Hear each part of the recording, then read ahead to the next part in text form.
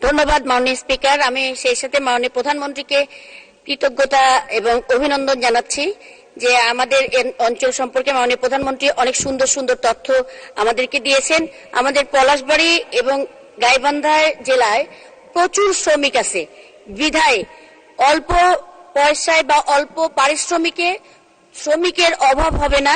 ওখানে শুধুমাত্র কর্মসংস্থানই সবচেয়ে বেশি সমস্যা। কর্মসংস্থান নাই বিধায় আমাদের শ্রমিকরা অবহেলিত দিন যাপন করে। তাই এই বিষয়টি একটু গুরুত্বের সাথে দেখার জন্য মাননীয় প্রধানমন্ত্রী যেভাবে নজর দিয়েছেন, আমরা আত্মবিশ্বাসী যে গাইবান্ধা মানুষ একটি অর্থনৈতিক অঞ্চল পাবে বলে আমি বিশ্বাস করি।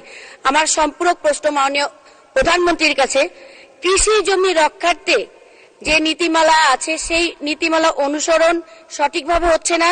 কৃষি জমিতে যত্রতত্র আবাসন প্রকল্প, ইটভাটা এবং মেইন রাস্তার উপর দিয়ে কৃষি জমিকে বেদখল করে তারা শিল্প কারখানা স্থাপন করছে। এই বিষয়ে বিশেষ নজর দিবেন কিনা মাননীয় প্রধানমন্ত্রী?